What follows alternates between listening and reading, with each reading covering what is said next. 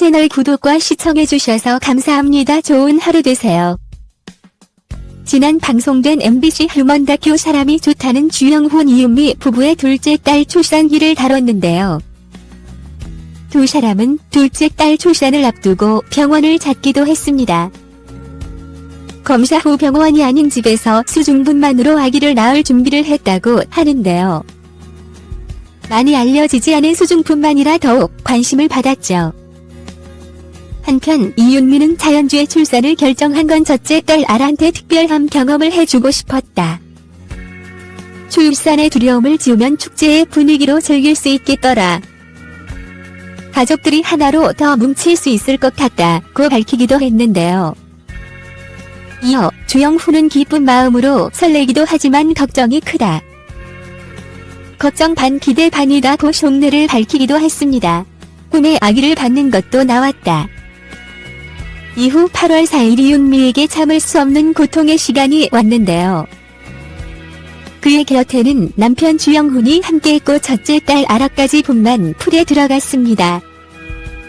이은미는 산고로 고통스러워했고 주영훈 역시 아픔을 나눴다. 두 사람은 함께 힘을 줬고 결국 예쁜 딸을 낳았다. 주영훈은 눈물을 흘리며 감격할 정도. 이은미 역시 딸을 낳자마자 품에 안으며 기뻐했다고 합니다. 한편 둘째 딸 라헬의 탄생 후 주영훈, 이은미 부부는 더욱 행복해졌다고 하는데요. 주영훈은 딸의 목욕을 담당하며 아빠의 역할을 200% 해냈습니다. 첫째 딸 못지않은 사랑을 주며 행복한 가정을 더 탄탄하게 꾸렸다고 하는데요. 또한 아내를 향한 애정도 돈독해졌다고 합니다. 주영훈은 여러 사건을 겪었을 때 아내가 없었다면 아마 난 과감한 선택을 했었을 거다. 아내는 늘 괜찮아, 오빠 이랬다. 아내 때문에 제가 살고 있다. 아내를 존경한다. 이은미는 제 생명의 탯줄이다. 가족은 휴대전화 충전기라고 자랑하기도 했습니다. 한편 방송 내내 주영훈, 이은미 부부는 보는 이들을 미소 짓게 했다고 하는데요. 쉴 새 없이 대화를 나누고 매일을 같이 보내며 오늘보다 내일 더 사랑하는 두 사람의 주변은 하트로 가득했다고 하죠. 한편 대한민국 최고의 작곡가이기도 한 주영훈이 과거 방송에서 자신의 저작권료 소문에 대해 해명한 내용이 새삼 주목받기도 했는데요. 백년손님에서는 주영훈이 출연해 자신의 저작권료에 대해 솔직히 털어놓기도 했습니다.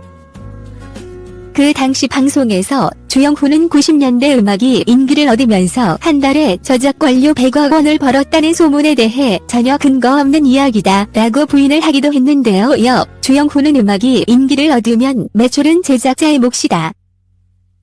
나보고 100억 작곡가라고 백작이라는 별명을 붙였는데 기분은 좋다라고 덧붙이기도 했습니다. 또한 주영훈은 예를 들어 영화가 개봉하고 상영이 끝나서 DVD가 나오고 더 이상 가치가 없어지면 정산되는 거다. 올가을에 통장을 찍어봐야 한다고 밝히기도 했습니다. 채널 구독과 시청해주셔서 감사합니다. 좋은 하루 되세요.